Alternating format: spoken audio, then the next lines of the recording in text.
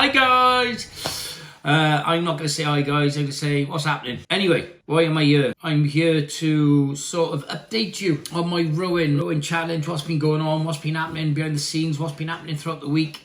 Just to, let me be quiet. Lemmy's moaning. Just to keep you up to date really on what it takes to, and the preparation and everything that is involved with ocean rowing. I mean, we had, the other week, we had our Zoom meeting. It was me, Billy, Barry and Alex from Monkey Fist Adventures, sorry. We had 7 people to interview via Zoom to be the next 2 crew. Yeah, we literally sat on Zoom for 4 hours interviewing 7 people. All of them were amazing. And, one of them even brought me to tears with his story and stuff. So you can imagine walking away from those interviews and my head's going, oh, who we can have, who we can have on board. Of course, me, Billy, Barry, Alex, we all took some time to sleep over it and have a think about it. And but in the end, we chose that crew, and we picked Martin, 61-year-old. He's done some sailing on his own before. He's had a lot of experience. He's had some crazy experiences, actually. I think he was in 4th para.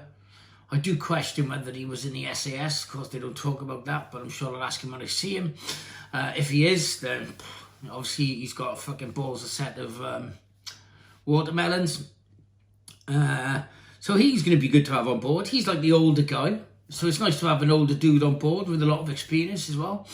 And of course, Billy, the skipper, he's got loads of rowing experience. So he, it's just nice to be in safe hands. And then we got Johnny as well. Johnny is the blogger. He's not just a blogger. He's a travel blogger. I think he's done, I think he made like £2 million through his blogging channel, which is quite impressive. But like I said, he's not just a blogger. He's, literally just as I speak today, he's going on a 171 kilometer ultra run in Thailand.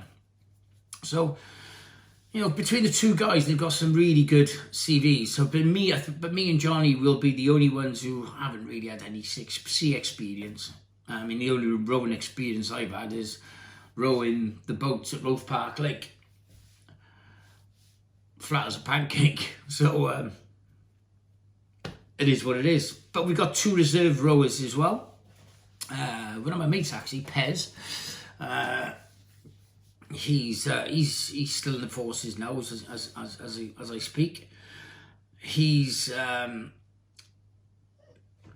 Pez is brilliant. Pez, he's got the minerals. You don't get into the Paris for nothing, so he's clearly got the minerals to be able to do it. But if anything goes wrong, then we can either rely on Pez or Ryan as well. Another guy who's got a great CV. Everyone just got really good adventure CVs, or they've done something really good. So Martin and Johnny will be joining me and Billy in the boat, and then Pez and Ryan will be the reserve rowers, just in case something happens and we need somebody to jump in. So that was decided. It wasn't an easy decision, but we decided it. And if you notice, I'm looking down here because I've got my notes, because I am from years of, I don't know, whatever you call it, but hey, my memory's shite.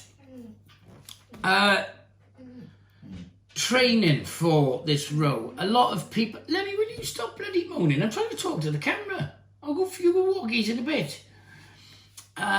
Training for this challenge, I got in contact with Mark Whittle, who was trained me for years, and as Lemmy, shut up, man. I got in touch with Mark Whittle, and he's trained me for my triple Ironmans, my double Ironmans, my triathlon around Wales. He's done a lot of stuff, so I trust him, and he literally sends me a coaching plan on Training Peaks app, and I just follow what he says, tick it off as done. He knows on his end then that I've done it, and well, that's the way it is, really. I mean, luckily in there, in my living room is basically a small gym now. There's a rowing machine thanks to Chris Ware from Warehouse Gym in Port Talbot. So I'm rowing in there. I've got the watt bike in there as well. So, and I've got loads of dumbbells and resistant bands. So that's basically all I need for this training for the Atlantic. And for my strength work, I've got Matt Cardle, not the singer. I got Matt Cardle, who's in the Whittle Fit camp as well. So I've got the two of them working together, so I can build my core strength up, which is really important, especially with rowing. So yeah, that's my training. I wake up in the morning. Sometimes I got an hour and a half on the rower. you try. Honestly, it might sound like not much, but an hour and a half on that rower takes it right out of you. And then normally in the afternoon, then I got some strength and conditioning, but it gets changed up. So and then next day I may have 50 minutes on the rower, but they're in like 6 minutes, 600 meter spurt, 1 minute active recovery, 600 meter spurt. So the training's varied, and I'm enjoying it. It's good fun, and it's keeping me fit. But at the same time, I'm training, I'm burning calories, and for this row I need to put on at least a stone and a half, but I'm trying to go for 2 stone. So if I'm burning calories, I need to eat more than what I normally, much more than what I normally do, to pile on the pounds, so I've got enough fat on me to take me across the Atlantic from Lanzarote to Antigua. So I've teamed up with the Redditch nutritionist. You can see him on Instagram, Facebook and stuff. And he's sort of given me a plan on what to eat. And I'm not joking. I thought, I'm a really good eater. But when you've got to shove loads of food down your neck every day, eating becomes quite hard work. And if I'm completely honest, the eating part is harder than the training part. Just shoving food down your neck, and sometimes I got like loads of nuts and stuff, and smoothies and Huel, and just getting the calories and the carbs and everything in. And for the last 2 days in the trot, I've eaten a whole tube of spaghetti, pasta with sauce. And you think that's easy? It's quite, it's pretty hard, but I'll do that for my next vlog. Actually, I'll actually show you next week what I'm eating pretty much every day, so you can get an idea of what I'm shoveling down my neck to try and put on the weight and the pounds. Thoughts. I've got it written down there. Thoughts about the trip. My thoughts about the trip. I'm really looking forward to it. Like I said before, I've been given this opportunity before, but it wasn't the right time, and it wasn't the right frame of mind.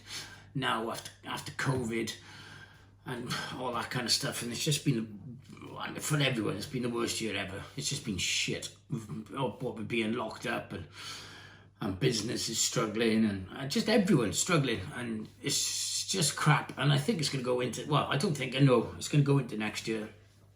And when I got this position, when I got asked to do this, I thought, I didn't even think about it.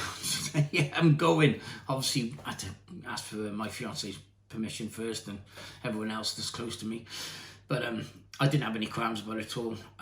Yes, I'm petrified. Yes, I'm scared. But that's the whole point about it. I mean, I don't want to go across the Atlantic. I don't want the perfect weather. It'd be nice if we beat the world record, but I mean, the chances of that happening, you'd have to have perfect weather for that anyway.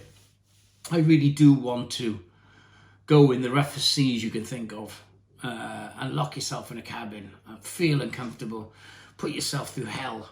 That kind of stuff turns me on, because when you do a challenge like that and you put your mind and your body through such torment and suffering, the beer on the other side tastes so much sweeter.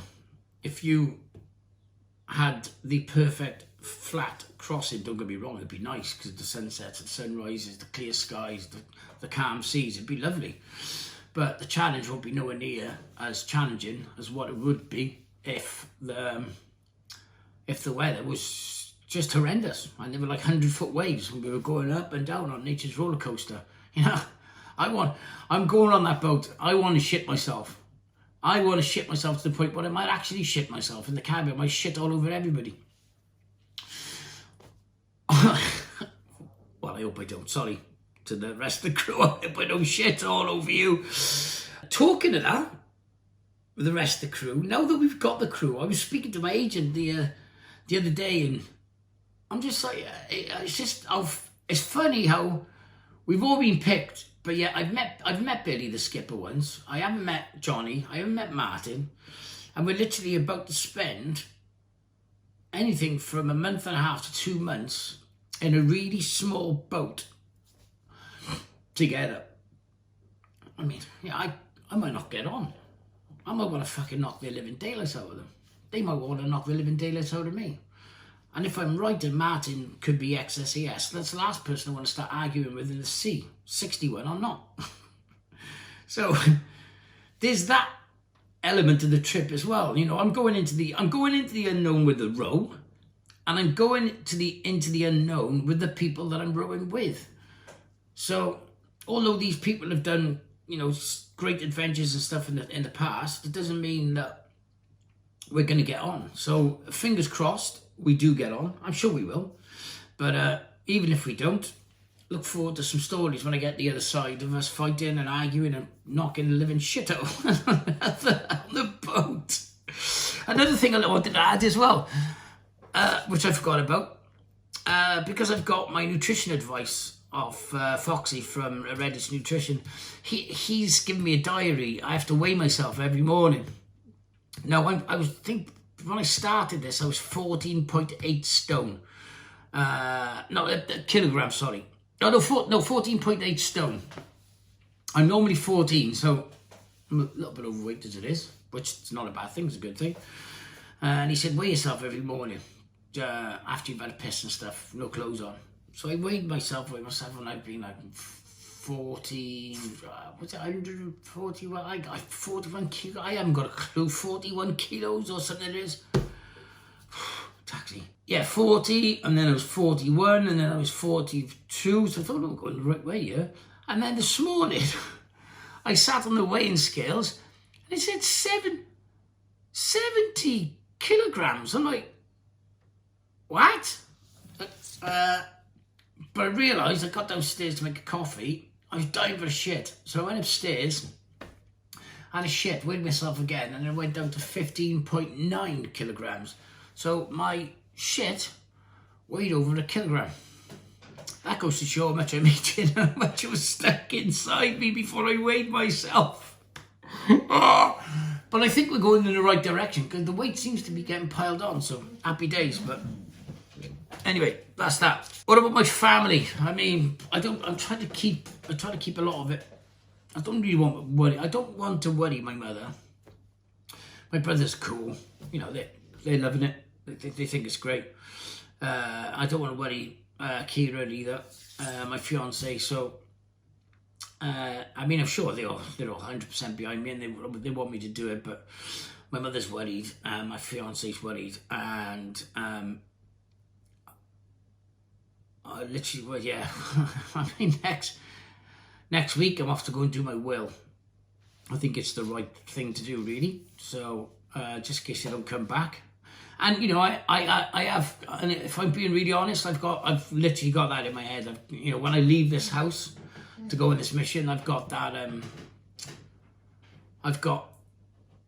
thing in my head that, you know, I might not come back. So if I don't, then at least everything's prepared. My will's done. My house is clean.